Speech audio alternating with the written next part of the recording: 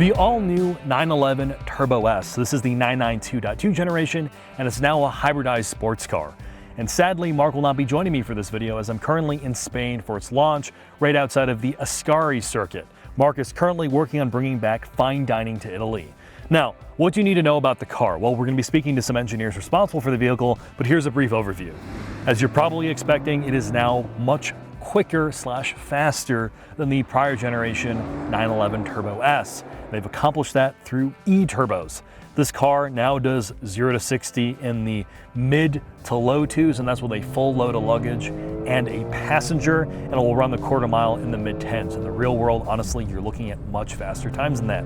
This is now running a bi-turbo e-turbo setup. It's taking the 3.6 liter you find in the GTS with some internal changes. It's now running 2 e-turbos for a total system output of 701 US horsepower and 590 foot-pounds of torque. It puts its power down through an 8-speed PDK, and it is all-wheel drive as standard. The suspension systems, just like in the GTS, are run off of the 400-volt battery that lives in its frunk. The battery is built by Rimac, and it powers the rear steer and the PDCC or active sway bars. Now, from an exterior perspective, again, you're going to have to be a Porsche man to probably notice, but there are some relatively noticeable changes in the front and rear fascia versus the old Turbo S. The car is, of course, grown in price. This thing starts at about $270,000 US. If you end up with a convertible, it's like $14,000 or $15,000 more. Reasonably equipped, you're at around the $300,000 mark, and you can easily go well past that. Porsche is far from a value brand. However, what you are getting is the biggest bump in performance when it comes to lap time, which puts us at a, let's call it low 7 minute and some change lap. Now, from an interior perspective, it's 992.2. You have a digital gauge cluster. You're probably one of the best seating positions of modern sports cars. A very customizable interior with now more luxury features as standard as you're expecting for the turbo model. But I think with all that said, it's time for us to go speak to some engineers who's going to walk you through what they've done from a technical perspective.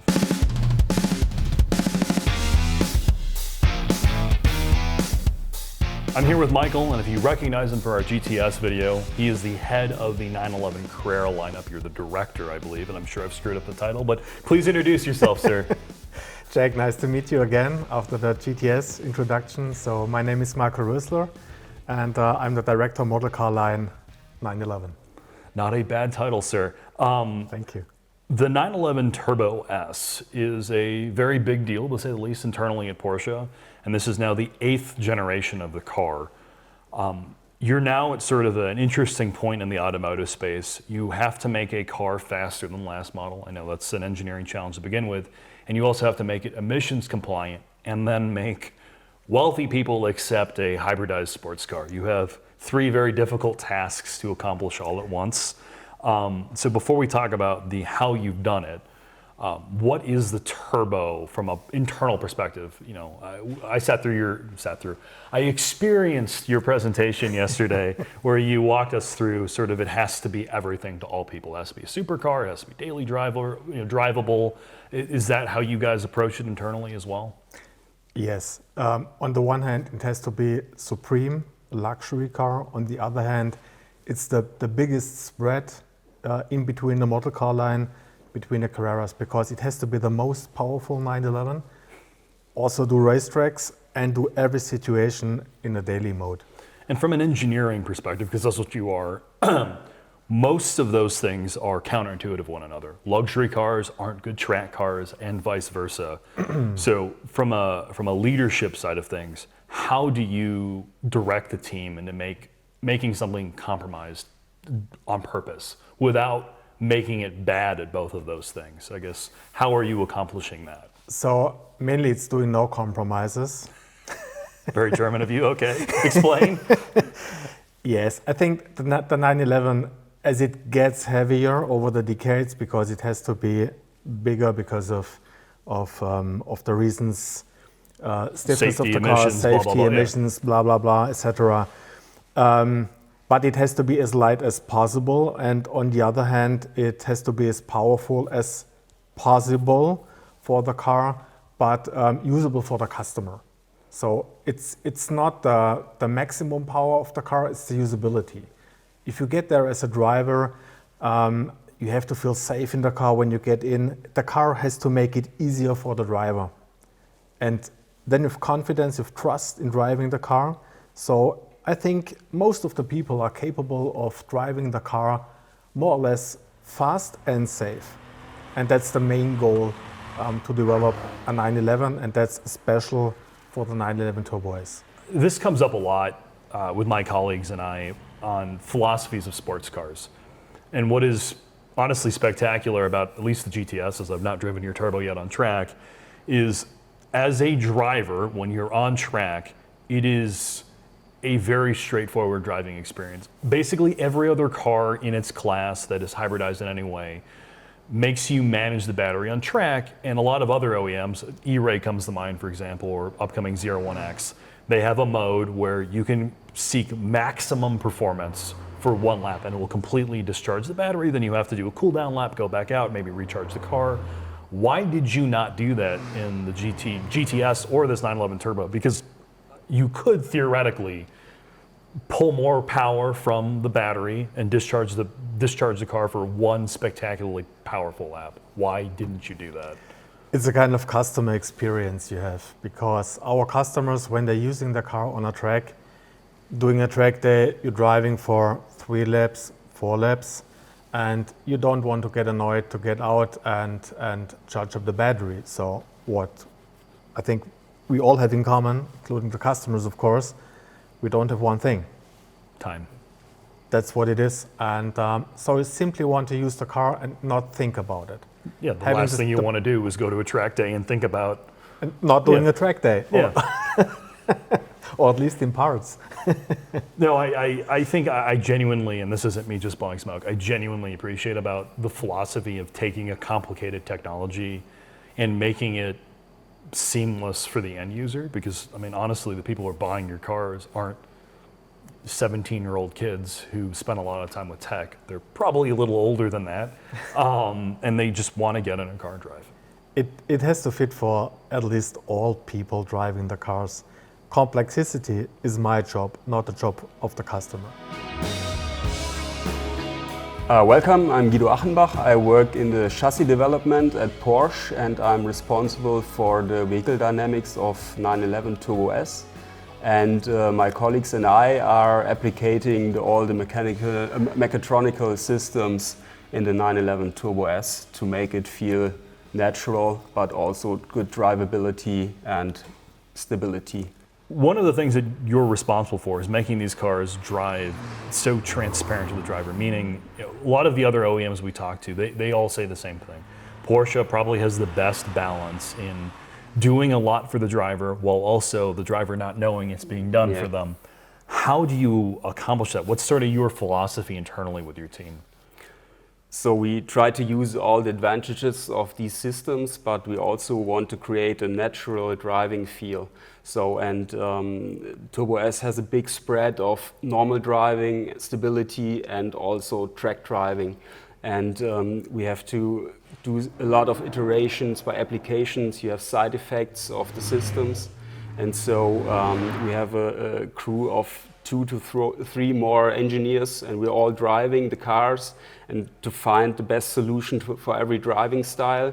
And so we do a lot of iterations to do the applications of each system. We have a specialist for each system, and but every one of us knows also the effects of the other systems. And so we do a lot of driving together and discussing how to applicate all the systems that it feels in the end natural. So, what does natural mean? I guess that becomes sort of my question is, natural means different things to different engineers. I would say that your systems are incredibly natural feeling. They feel normal, but in your words, what does that mean as an engineer to say my very complicated electromechanical systems are natural? So we want that the customer gets in the car, he drives, and he doesn't need to learn how the car behaves. So let's say some intuitive driving. So it should feel like a mechanical car with all the mechatronical systems. So the systems you have in place, you have rear steer, you have a very sophisticated all-wheel drive system, and you have the 400 volt system. How are you getting them to talk to one another? Is it you have a central ECU that coordinates all of them together? Yeah. We have a central ECU where all the logic is running from the Porsche active suspension management. The Porsche traction management is running on it, and also the Porsche dynamic chassis control is on it. And we are calculating every 5 milliseconds what we need for this driving situations. We had a lot of sensors in the car, which we include in our logic, and we go on developing our logic with every new 911. So we're searching for a balance. So we try to make the 911 really rear biased, also the all-wheel drive cars. We play a lot with the PDCC. So PDCC are the full adjustable sway bars. So we can change balance depending on driving situations. And then I check wheel slip, and then I additionally add some torque to the front. So it's managing a lot of logic. Spinning plates. Yeah, that's right. But that's the fun at the job, of course. And we are proud of the result that also you mentioned, that it feels natural. So that's. What do you want the balance of the car to be? Is it a car you drive more off the rear, meaning you it's really rear biased. So, and we are looking at the slip, especially at the rear axle.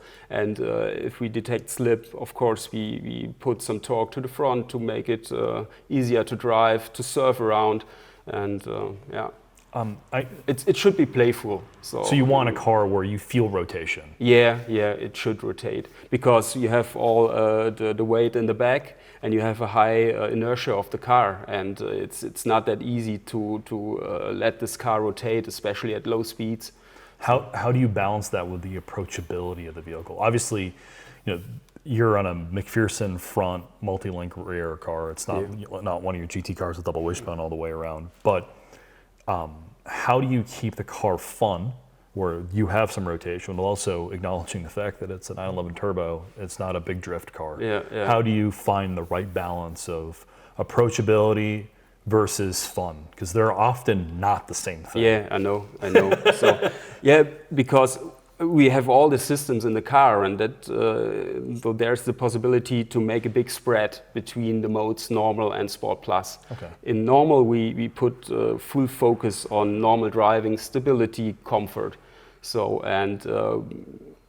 with all the sensors, we can detect how the car is behaving and the driver is driving. So, and you switch the mode, so the baseline changes to more fun, more agile, more neutral balance.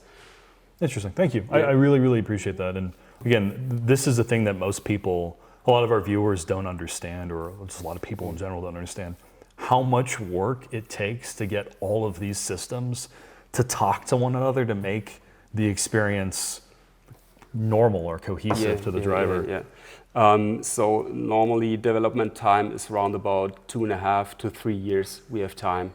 And as I said, we are a team of 3 to 4 engineers, and we are traveling from proving ground to racetrack. We're driving on public roads, and we try to find the best solution for every system, for every driving situation. How much of your development is like simulator versus on road at this point? Like Adam's models are getting so good.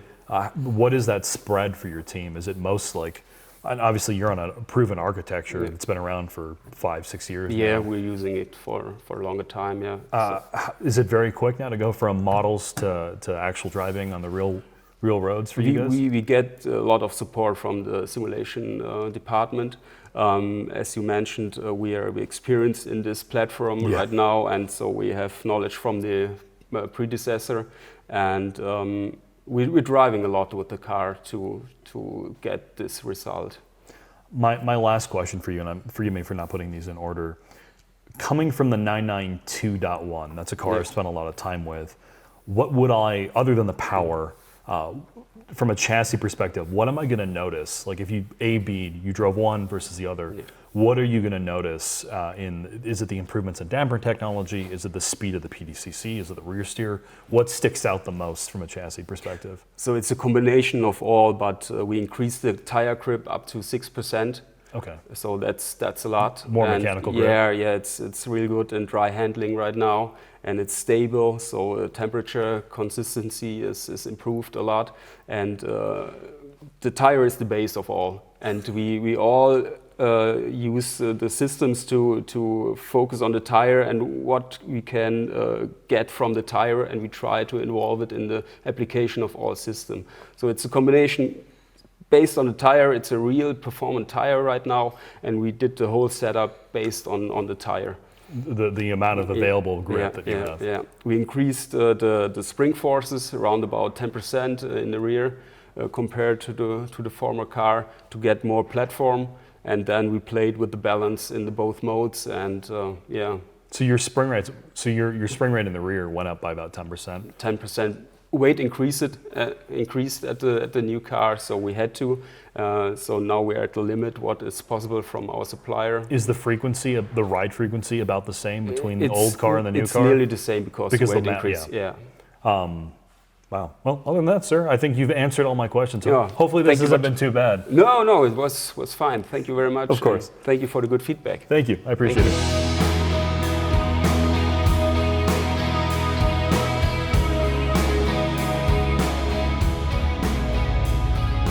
All right, Chris, are you ready to launch a 992.2 Turbo S at the Ascari circuit? Jesus.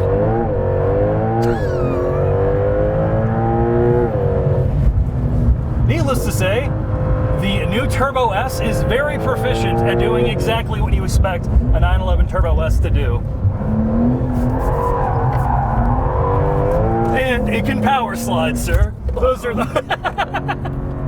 As I activate my voice assistant going sideways. Oh, I do not want that. All right. So you and I have spent a little bit of time with the engineers. You and I have spent a little bit of time with it on the road and more time with it on track. And while this is not its primary intention, right? This car was designed to do everything. It's meant to be a GT car that you can do 200 miles an hour on the highway on, something you could drive in the city, drive in bad weather, and then occasionally take out here. But what I will say is the first thing I'm going to talk about is the drivetrain. It's faultless. Yeah, absolutely hot take. The 911 does things well. That's crazy. Yes, the hybrid drivetrain, this twin turbo flat six, if you've driven a new GTS, it feels like that car, just more. You have far more power. You have the same general feel of instantaneous response. I don't want to say it feels naturally aspirated. What it does is it feels like a very, very big flat six. You have torque everywhere. You have power everywhere. It makes power all the way to redline.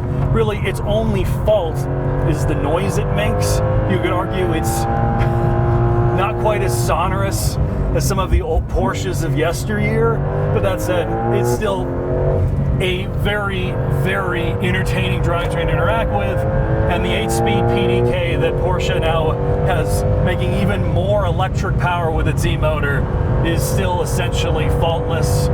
You never notice it's there. When you want to shift gears manually, you can. As we're carrying 230 kilometers an hour to a braking zone, the brakes in this car, while they are EBB or electronic brake booster, because they have to blend in some regen,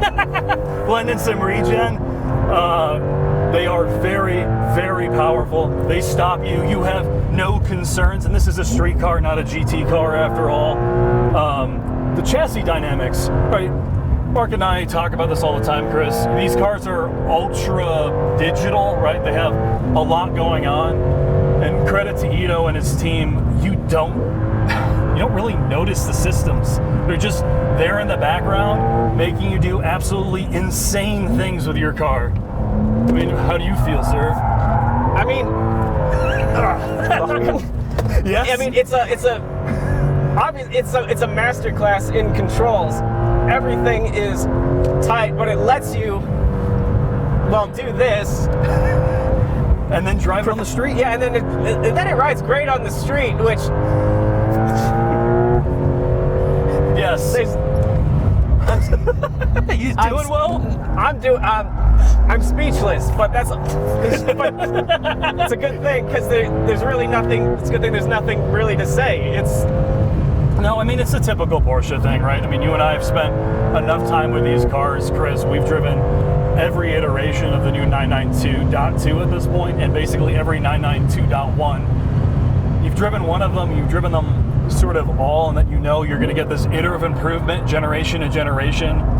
The hybridization of this car has made it better, not worse. You don't notice any of the electrification when you're driving on track. You don't notice it on the street. It's just a really, really good car that honestly, you know, in the past I would say the 911 Turbo was known for not being the most dramatic car in the world.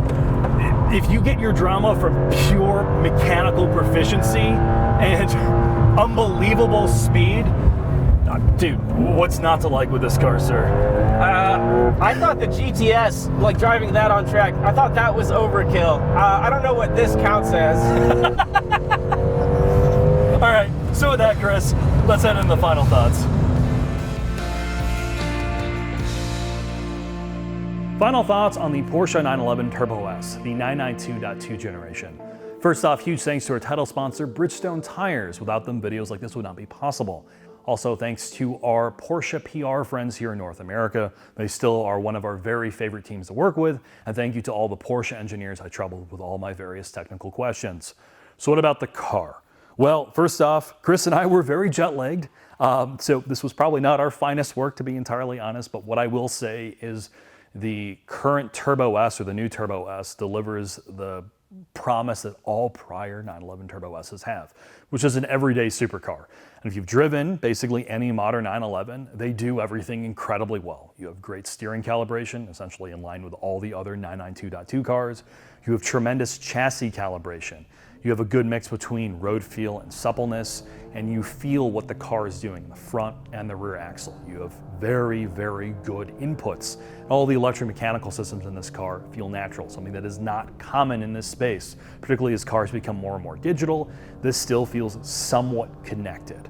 Now, sure, the brakes in this car are incredibly capable. Really, the only con dynamically is the brake pedal itself does not have the most feel.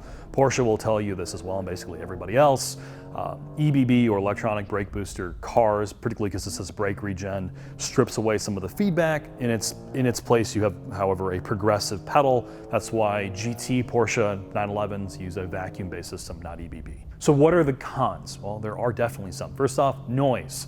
This car doesn't sound great. Porsche will tell you, honestly, that's something they struggle with. Given current Euro regulations with noise regs will blow by and the fact that cars need to be quieter on the inside, it doesn't sound that inspired. It sounds like a flat six, but they're using some digital noise to the speakers to augment it, which is a shame in this class of car. And most of its rivals, things like the Vanquish, McLaren's, Lamborghinis, hell, the ZR1x Corvette, all sound better. They just have a better noise that make it feel a little bit more engaging. The other con is, while this car is clinically proficient, it is clinically proficient, which means it doesn't have the drama of its competitors. Something like a new Aston Vanquish is more exciting. And that leads me into the last con, as these are all tied together, price. Yes, this car is $270 or $284 as a convertible. In the real world, you're pushing well past $300,000. That is a steep price increase versus the 992.1 911 Turbo S. We drove that car a couple years ago. You could buy it last year, and those cars, well equipped, were like $230, $235, base price at $225. So within a year, these things have grown in like $70,000, $80,000 in price, which is insane on one end. And on the other side of things, sure, you can argue with residuals and everything else, it may be worth it. It puts you in a price category now for this car that you're going to be looking at other exotic, expensive vehicles that you could argue feel more special than the 911 Turbo. I'm not going to say they're better, they just have more drama, and that is something you're definitely going to have to consider. And the other thing is the regular GTS is excellent. It has a very similar, almost identical feeling drivetrain, albeit with less power. It has the identical chassis calibration. It uses the same subsystems, the same ride frequency. It looks like a 911, which means they look very, very similar. And that car is $100,000 less in the real world. And I think that car is the strongest reason not to buy the Turbo S, unless $100,000 isn't a big deal. So thanks for watching. Hope to see you again soon.